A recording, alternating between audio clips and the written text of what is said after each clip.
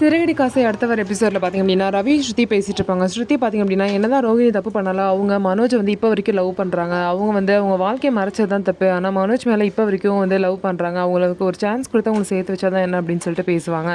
என்னதான் இருந்தாலும் அவங்க பாசம் மறைச்சது ரொம்ப தப்புன்னு சொல்லிட்டு ரவி பார்த்திங்க அப்படின்னா ஸ்ருதிக்கு வந்து ஆப்போசிட்டாக பேசுகிறாங்க. இன்னொரு சைடு பார்த்திங்க அப்படின்னா மனோஜுக்கும் ஹரிணிக்கும் நடக்க வந்த கல்யாணம் வந்து நின்றுச்சு. அது மட்டும் இல்லாமல் சிந்தாமணியை பார்த்திங்க அப்படின்னா வந்து போலீஸ் அரெஸ்ட் பண்ணுற அளவுக்கு முத்து வந்து செஞ்சுட்டாரு. முத்து பார்த்திங்க அப்படின்னா மீனாவை கத்தியில் குத்துனவனை பார்த்துட்டாரு.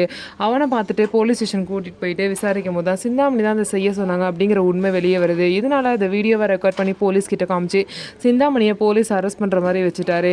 அது மட்டும் இல்லாமல் இதனால் சிந்தாமணி இவங்களை பழி வாங்கணும் அப்படின்னு சொல்லிட்டு அந்த ஃபினான்ஸ்க்கு விடுற அந்த பர்சனோட சேர்ந்துக்கிட்டு பார்த்திங்க அப்படின்னா விஜயா வீட்டுக்கு கிளம்பி வராங்க. கிளம்பி வந்து பணம் எங்கன்னு சொல்லிட்டு கேட்கும்போது என்ன பணம் அதான் நாங்கள் கரெக்டாக கட்டிகிட்டு இருக்கோம்ல அப்படின்னு சொல்கிறாங்க.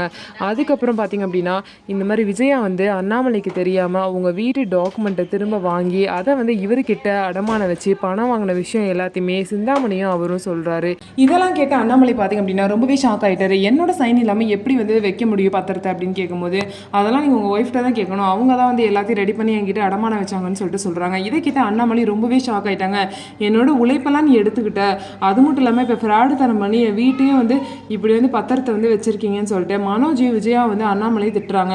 இதுக்கப்புறம் என்ன முடிவெடுக்க போகிறாரு அண்ணாமலை வீட்டு விஷயத்தில் அப்படின்னு சொல்லிட்டு வெயிட் பண்ணி பார்க்கலாம். நம்ம வீடியோ உங்களுக்கு பிடிச்சிருந்தா நம்ம வீடியோவை லைக் பண்ணிட்டு பாருங்கள்.